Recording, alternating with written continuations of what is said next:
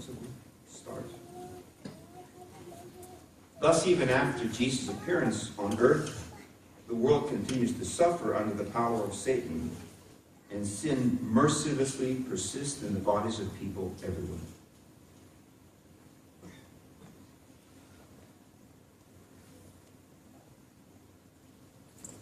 Anybody know who this is? Must be somebody. It's Flip Wilson. The devil made you do it. Yep, exactly. The devil made me do it. He used to dress up as a woman, refer to himself as Geraldine, and every week there was something that he would talk about, some crazy thing, and then he would explain why it happened, and he always said the same thing. I did that because the devil made me do it. The devil made me do it. And everybody would laugh and laugh every week about that. It seemed very clever at the time, but actually kind of expunged the devil from American culture. We don't have the devil anymore.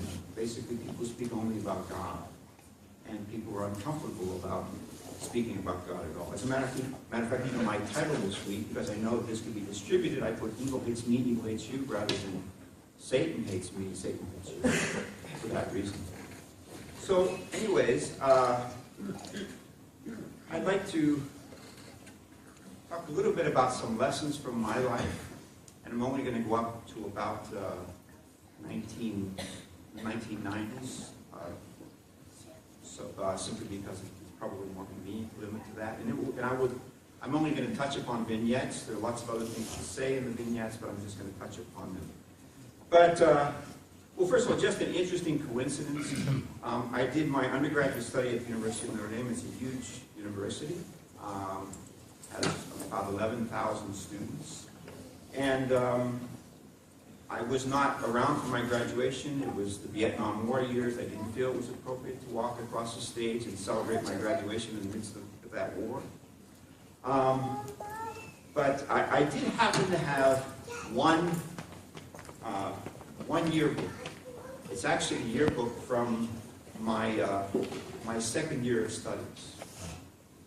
And if you open up that yearbook to the very first page, you'll see this. Guess who that is? Wow. It's me.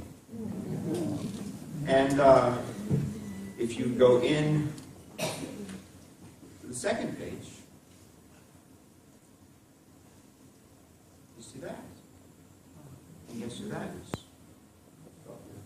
This pensive fellow there with the big wristwatch. It's also me. So, I'm actually in there 3 years. It was not even 3 times. I was just a freshman when I was pitched to the team. But I just kind of thought, well, maybe God was already thinking about me very early on. And that book sat on my desk, on my bookshelf at home for probably 40-some years before I opened it. So I'm going to just touch a few things in my life. I don't have all the pictures that Paul and Gertrude had a few weeks back, so it will be brief. My wife's not here this week, so I couldn't get so many pictures I would have liked to have done. But so I call this an abbreviated survey. Just so that you know, I did have a life. So this is a picture of me sitting with Santa Claus way back, and interesting. When I thought about this, I thought, from very early on in America, particularly with the whole Santa Claus phenomenon, we're looking for a true parent. What is Santa Claus? Somehow, even children are taught by their parents, basically, yeah, Santa Claus is going to bring you this, Santa Claus is going to bring you that. So very early on, we have that thought in our minds. This is me. This is the home that I grew up in. It looks like a perfect home for Atlantic Street right here.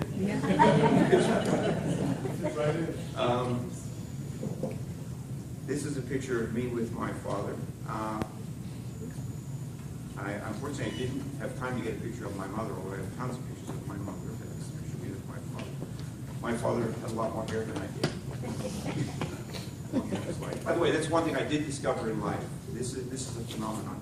if you have premature gray hair, you will not go bald. My father had premature gray hair, so don't look at it as a bad thing if your hair turns gray very young. This is a picture of me with my older sister. Her name was Maureen. And this is a picture of me with, I'm on the right there, the young man beside me is my brother. Unfortunately, he passed away a few years ago. And then the little girl in the center is my younger sister. Then beside that is my first cousin, Billy. And to your left, the taller little girl there is my first cousin, Peggy.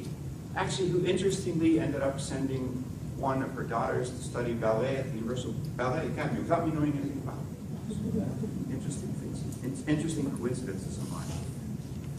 This is a picture of me with my family. This is living up in Poughkeepsie.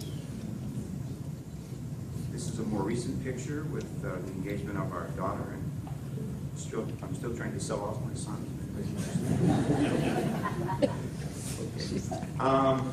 This is a picture of when I joined the church. That's me on the far right, and the handsome young man looking over my shoulder is Professor Perrotet.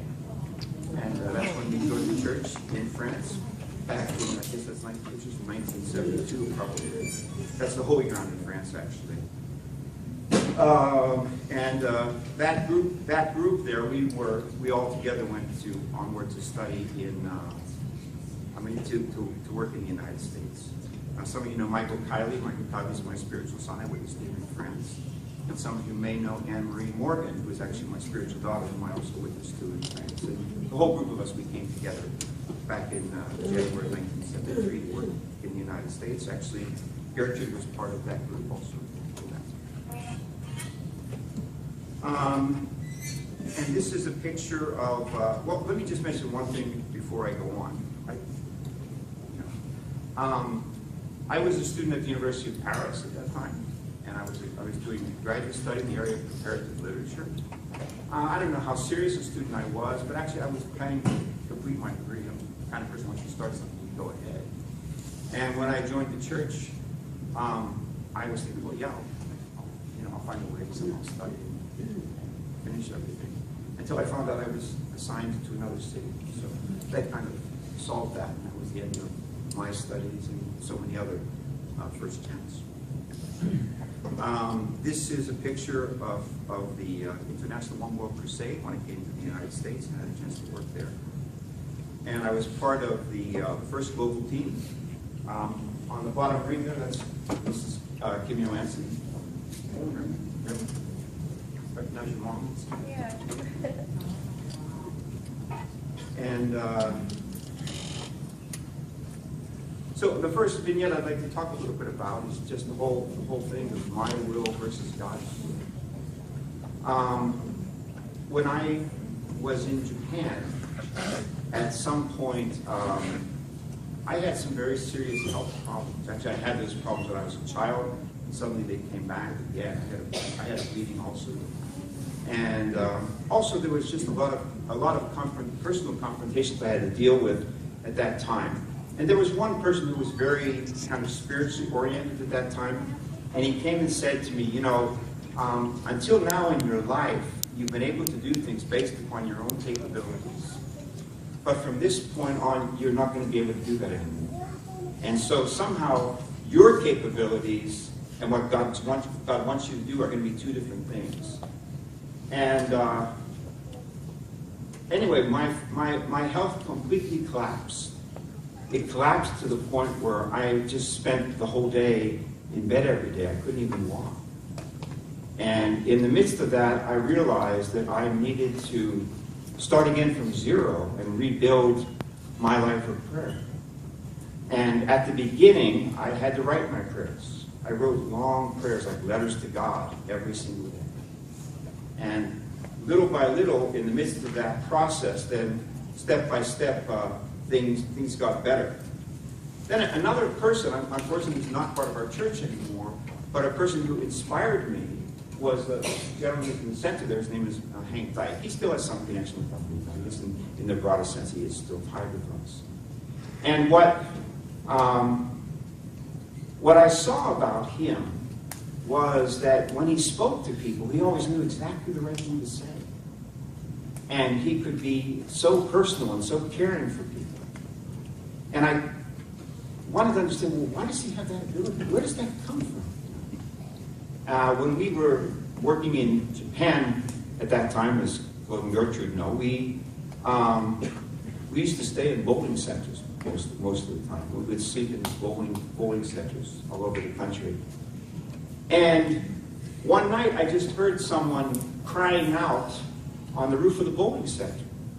And I went out there and I discovered that there was this brother, Hank Dyke, and just pleading with God to guide him, pleading with God to let him know what to say, pleading with God to help him to fulfill his responsibility.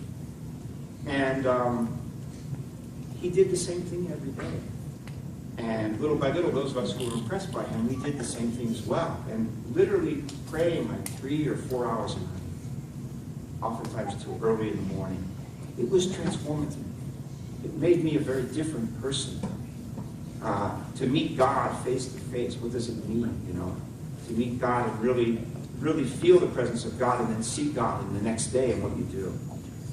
And anyways, I changed during that time a lot. I also really had very profound experiences with Japan. I could really tell how much God was moved by our members in Japan. And just walk into a prayer room, I just burst into tears because I knew that they were giving everything in order to somehow support our movement worldwide. It was very, very profound. And anyways, I think a lot of us who were there, it gave us a lot of spiritual power and allowed us to be successful in terms of our witnessing to things. And anyway, these are the two, you see me in the middle there, the two young people there. One on the left, right, his name is Noburo Kaji. And the other on the left, her name is Noriko Onuki.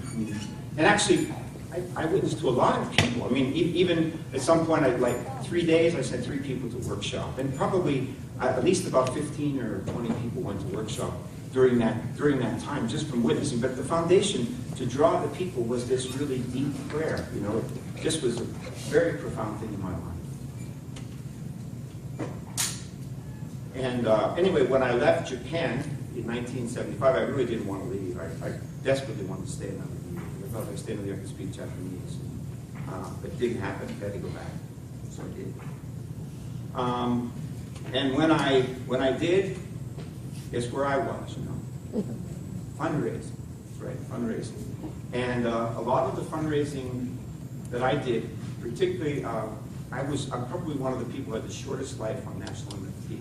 I think I was on National MFT for about 2 months, you know.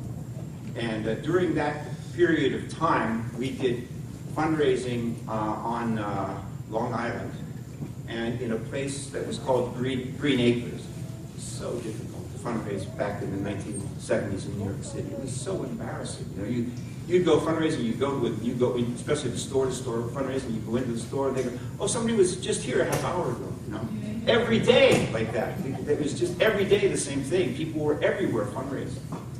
So anyway, Green Acres, we used to fondly call it Death Valley. Actually, it was such a difficult place to be. And so you can imagine. And after my end of National MFT, I was sent to New York MFT. And so in the midst of these experiences, you can imagine what it would be like to get a phone call one day from the editor of the Newsworld and be asked, "Tom, how would you like to be the political editor of the Newsworld?" And I go, "Oh, that sounds great, you know." So I went to my central figure. Actually, unfortunately, he's not around anymore either, but God worked through him in a very powerful way. That was Aidan Barry, if some of you know Aidan Barry. And I said to him, "You know, I've been given this great opportunity to become the political editor of the Newsworld. What do you think about it?" He said, "Well, what do you mean what do I think about it? You've already made up your mind you want to do it." I said, "No, I didn't make up my mind. I want to know what you think." And he said to me, he said, "Ask yourself what kind of person God needs. He said, God needs a Noah. God needs a Moses. God needs an Abraham. If you think you can become that kind of person by becoming the political editor of the news world, then go ahead and do it. I went back to Death Valley. And I think that was a great blessing, actually, for me. I'll talk a little bit about it later, but that was a great blessing to have made that decision to transform me. So I was in the New York church in 1976 to 1979 with Michael John Pauley, among others, and Reverend Hempwitz also for a period of that time. And I was a fundraising team member, and then later a leader. I was a New York church member, later a leader. I was a witnessing team leader in Greenwich Village, and then East Side. And also I was involved in News World, not being an editor, but in selling news. And that was I think Michael was remember. It was quite an episode. It was basically all we did was fast. All we did was fast. Because we had a certain result. You had to get every day. You had to get so many subscriptions. If you didn't get them, you had to fast. And literally, it was so bad that I couldn't keep my pants on. We all lost so much weight during that period of time. Just fasting day after day. It was a profound experience for all of us. And then I was the Spanish language church leader, and I eventually became the assistant director of the New York church under Reverend Ken Suya. And then I got kidnapped. And I was held for 33 days in, well, basically mostly in Virginia, then I was moved to Pennsylvania. And if you've been in the church for a long time, kidnapping is kind of like a joke in some ways, because, you have somebody sitting in front of you telling you, well, Reverend Moon is like this, or Bodhi Pop is like this, and well, actually, spend, my life with those people. You're going to tell me what they are because you read about it in a book somewhere? So anyway, it went on and on. But the point is, it becomes very frustrating. I was very lucky, because I had read a book, and that book was Tortured for Christ by Richard Warrenbrock. Because they do all that crazy stuff, try to keep you up all night and not feed you and all this stuff. And not even, by the way, I don't know if it's a lot worse than some of the things that we deal with on the MFT team, but anyway, it was an interesting ordeal. But there was a passage from Tortured for Christ that kind of guided me through that chapter of my life. And that was when he talked about being tortured every day by these communist guards, and that they would put these cigarette butts in his flesh, and then sometimes they would sit back and talk to him. And he tried to witness about his faith, and he said, at a certain point I understood that they were determined not to have the least bit of Jesus Christ in them. So I determined not to have the least bit of Satan in me. And I realized if I was going to survive, somehow, they didn't want to have the least bit of true parents in them, but I couldn't let Satan get inside of me.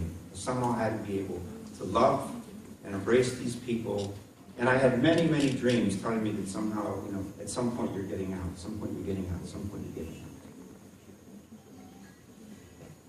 And I handled things a certain way. I was lucky enough that I didn't have to deny my faith, but I want to be very honest, if things had gotten much worse, I would have denied my faith, not that I would have really denied my faith, but I would have denied it to get away from these people. But I didn't have to.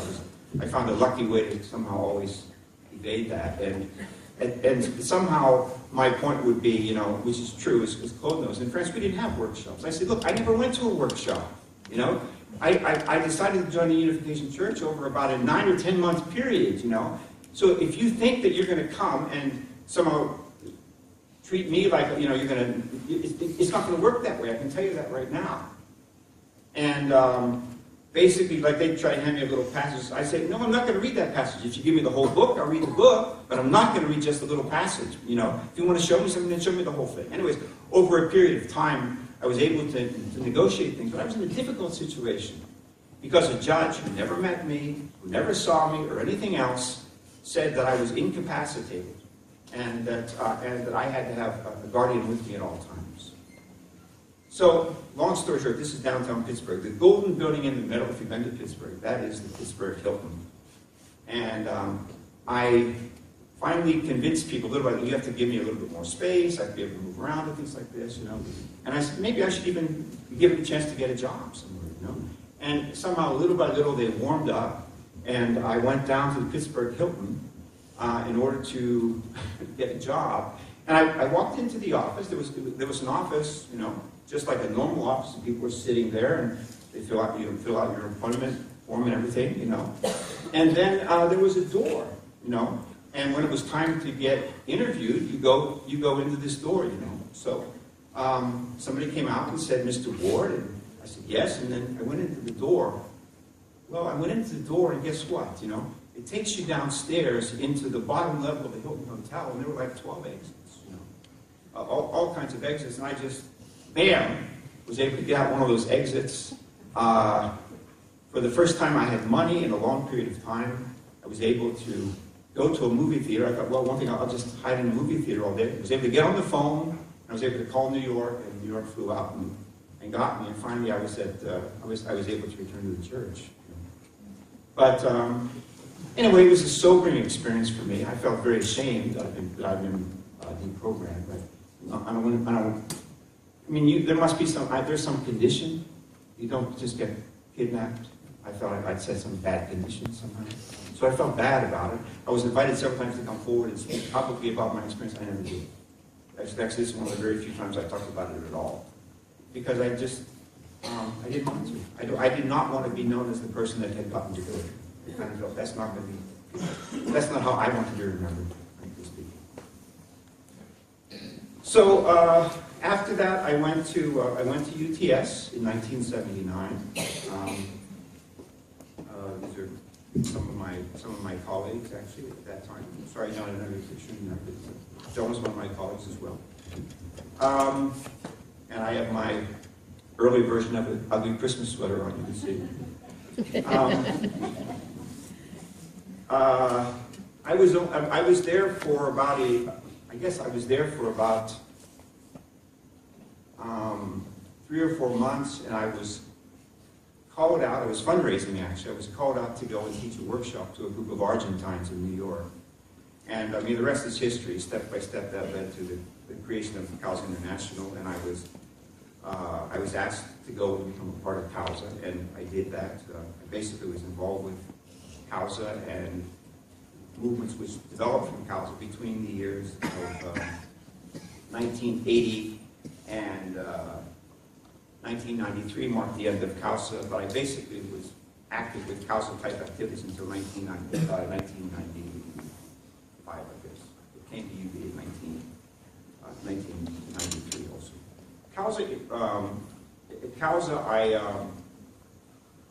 It was an amazing experience. I'm not going to go into that today, but it was so precious because I had so many personal experiences with true parents during that time. So many.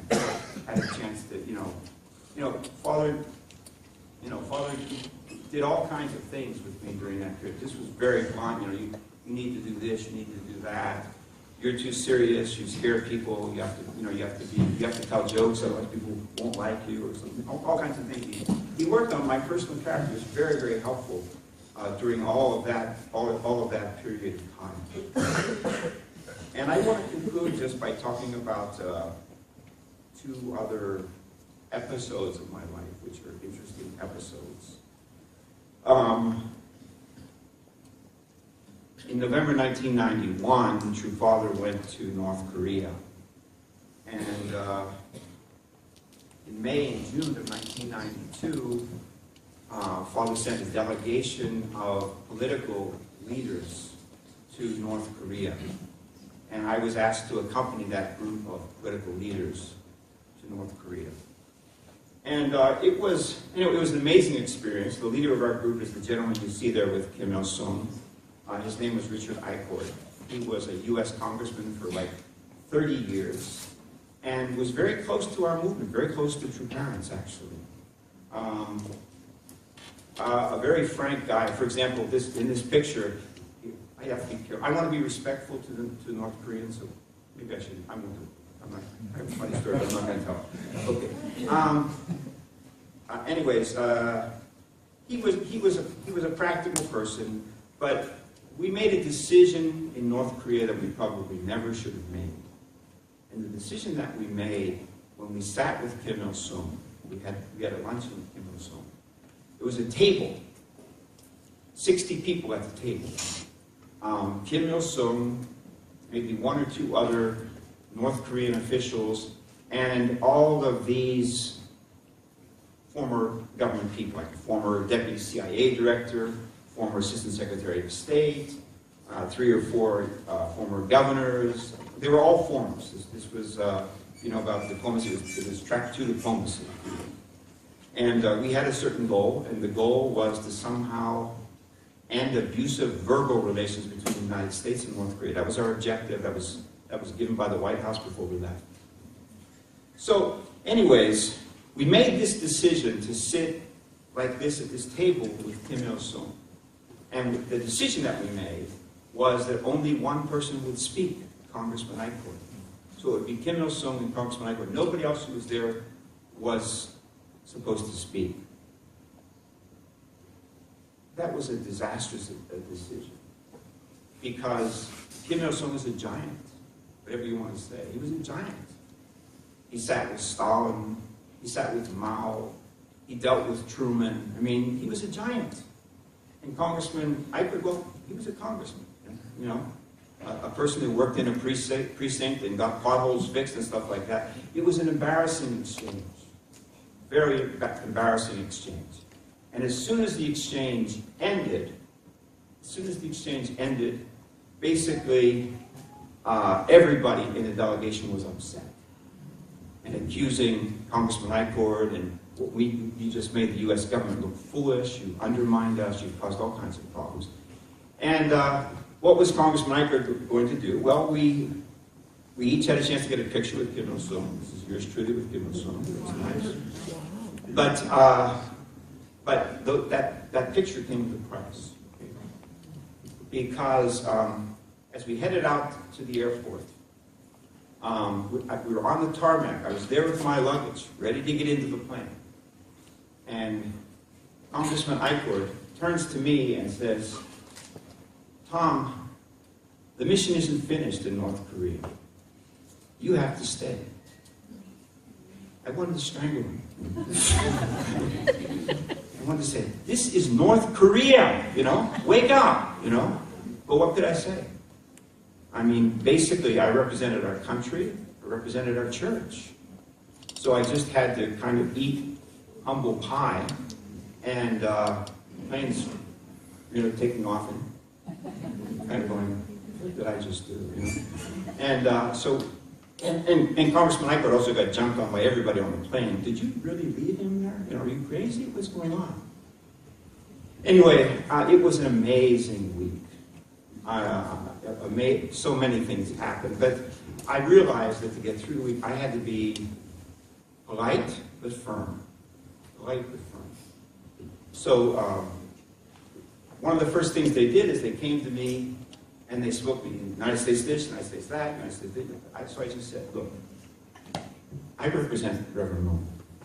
I don't represent the United States. That was Congressman Eichhorn. I'm representing Reverend Moon. Now, if you have something specifically you want to do in relationship to Reverend Moon, that's fine. But I'm not going to get into, they wanted me to do certain things. I said, I'm sorry, I'm here for Reverend Moon. I can't do any of the things that you're asking me to do.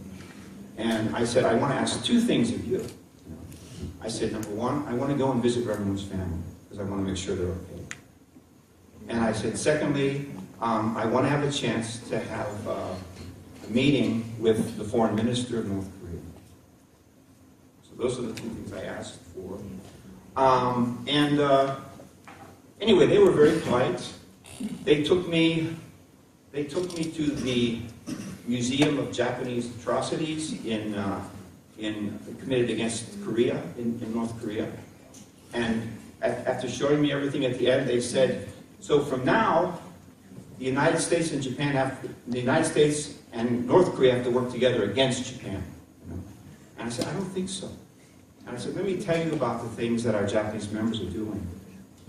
And I witnessed to our members, I witnessed particularly about the fact that Japanese members were teaching, in Russia, they were teaching Korean immigrants who didn't know any Korean, teaching them Japanese.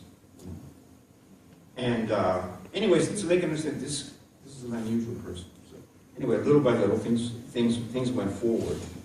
But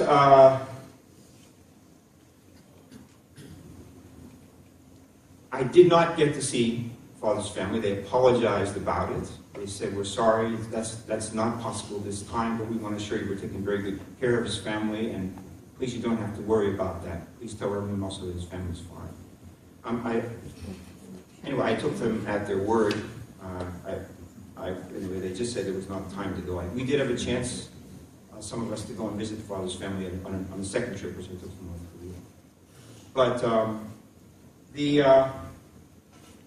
I did have a luncheon with Kim Young-sun, who was secretary of the Korean Workers' Party of the DPRK, and at that time was also serving as the foreign minister. So I came in and sat down to have dinner with him, have lunch with him, and you're not going to believe this.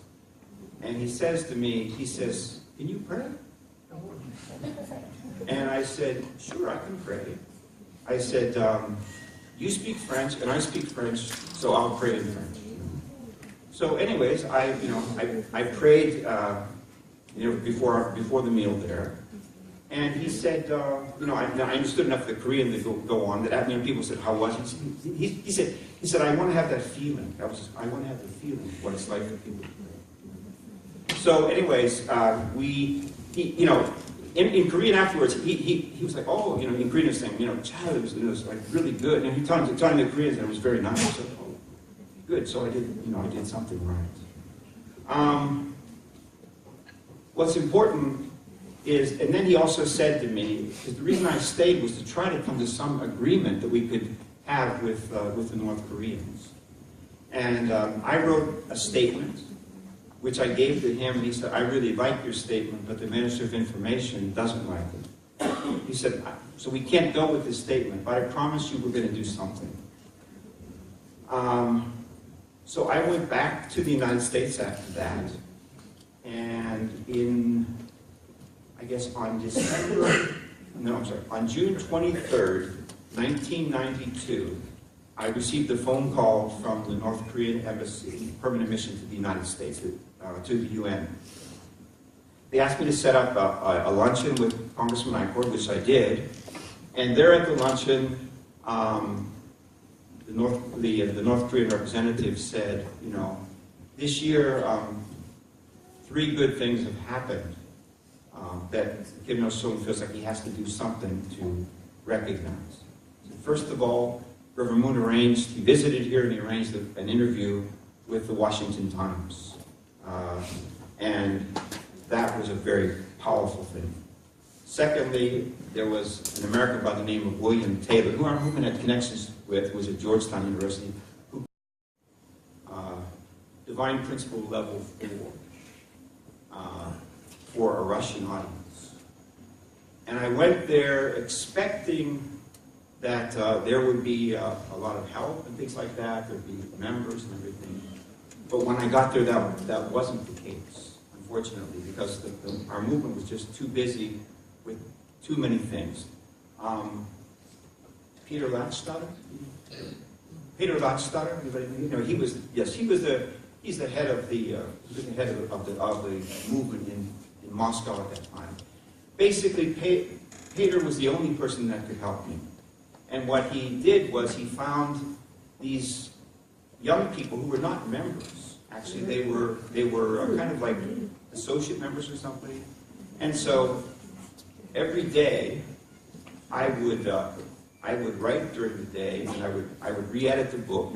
If you read, those of you who can read Russian, if you look at the book, it's different than the regular level 4 book because I kind of geared it towards a Russian audience. So anyways, every day I would do the editing and things like that of the book.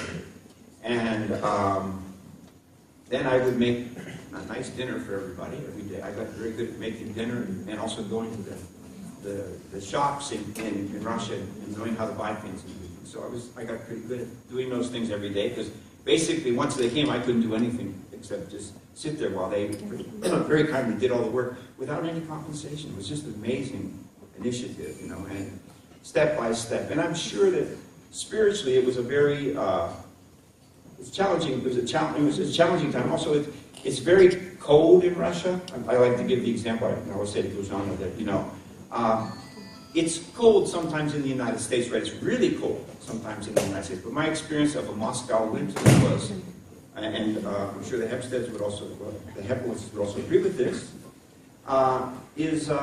it was cold like that every day. Never changes, never gives up, you know, always, over and over again. But the nice thing is that the apartment houses there are well taken care of, you know, and I stayed in what's called a Khrushchevka, because these were created during the time of Nikita Khrushchev's term in office, which was very short-lived. And they were renting these out to different people. I think I paid like $100 a month or something.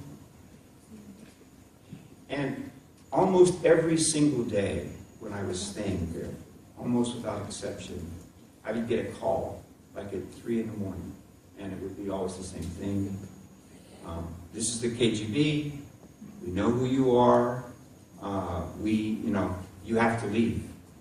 You know. And so this just went on day after day after day. Was it really the KGB? No. Okay, just you know, it was the spouse of the guy that owned this apartment who was trying to get some of the money because they were divorcing. So that's what I think was really. Okay. But it happened every day, and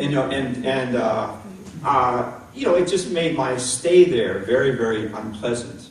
I had to go back to the States for a week or two, kind of to deal with some of the mechanics of the whole thing, and I returned back to Moscow December 25th, 1991, the day the Soviet Union collapsed. Okay? And when I got to my Khrushchevka, that day somebody had burned it down. The whole thing had been destroyed. So, anyway, thanks to Nikolai's father, Mr. Jack Crowley, he helped me out to find an apartment where I was able to stay, and we were able to complete the work and finish. The apartment wasn't as nice as this, but that's all I could find when I moved. Anyway, it was a nice. It was better than the Khrushchevka, I'll say that much. And it was more than adequate for what we needed, and I was able to work with these young people, and we could finish the book. Just to make a final point, when there was like a square. When you looked out the window, you could look down at the square, and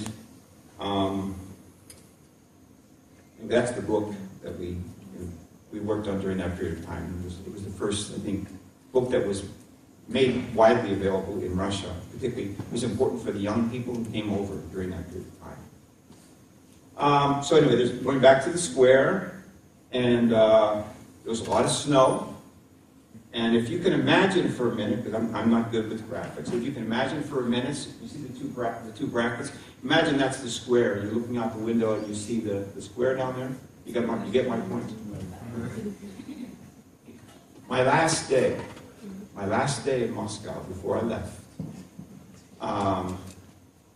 somebody had stayed up all night. Because it wasn't there when I went to bed at night. Somebody had stayed up all night. You know how you could walk in the snow and you fell out letters and things like that? Yeah. Somebody stayed up all night. This is going to shock you, so just tell you, if your kids, please cover their eyes. And when I looked out my window in the morning, I found this, but it was literally, I've censored this a little bit, it was literally what you think it is. I found this, somebody had walked this in the snow all night, just before I was heading to the airport.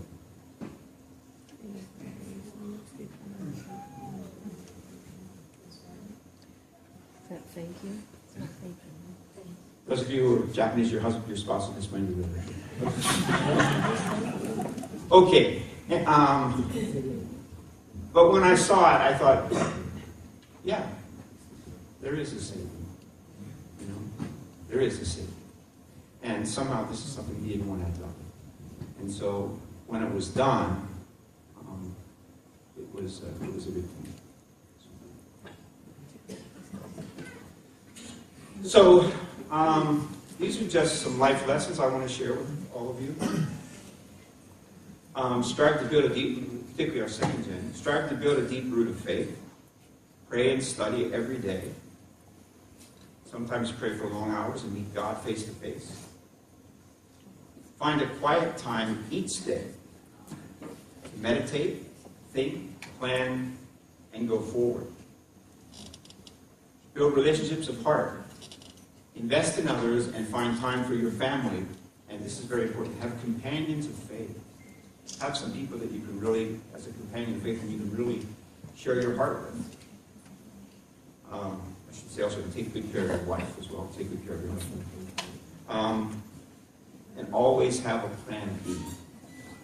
What I mean by that is if plan A doesn't go the way that you wanted it to go. When I went to seminary, I thought I was going to go to seminary, then go to graduate school, and then, and end up in academia.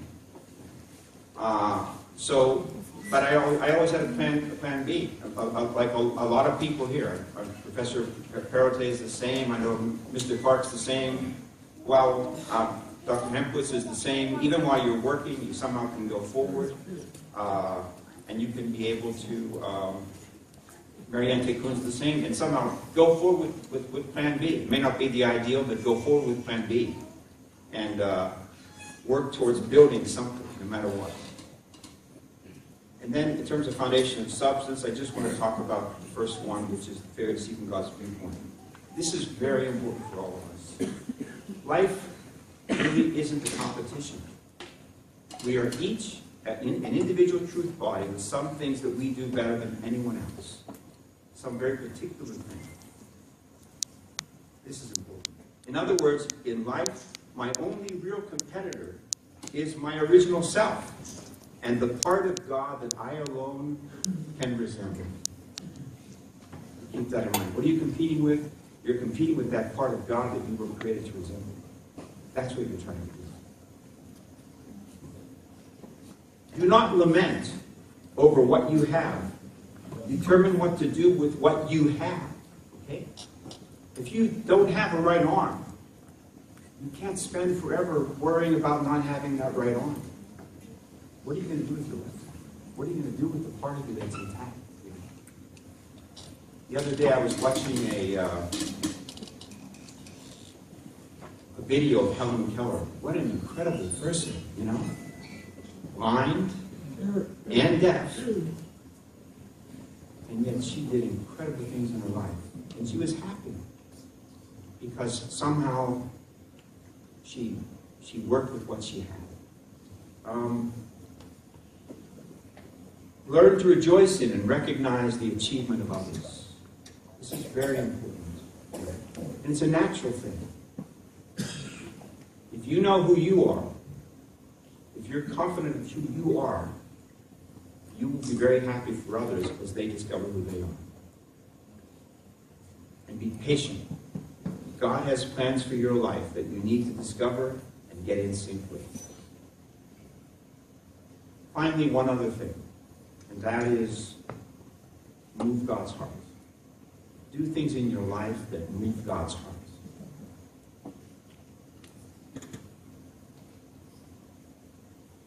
I've been at the University of Bridgeport since 1993. A few weeks before I was assigned to the University of Bridgeport, I was having lunch with my brother-in-law in Manhattan. And I was talking to him about some ideas that I had, and I asked him if he knew of a university where I might be able to put those ideas I had into practice. And he said, "Oh, I know a university." And I said, "Which university?" He said, "University of Bridgeport." And I said to him, we already had acquired the University of Bridgeport. I said to him, "That is never going to happen. That is never going to happen." But it did happen. And why do I think it happened? I think because of Death Valley. I think because of that time way back. I think God doesn't forget. God doesn't forget. So do things to move God's heart. You know, so many things historically, you know, I think I gave this example before. The Mormon Church, Father Moss explained, it wasn't supposed to happen. It wasn't supposed to happen. But Joseph Smith got this revelation, not from a very high spirit world, but he got this revelation, and he took it so much to heart. And he died because of it. And so many other Mormons also gave their lives. So God couldn't forget them. They moved God's heart.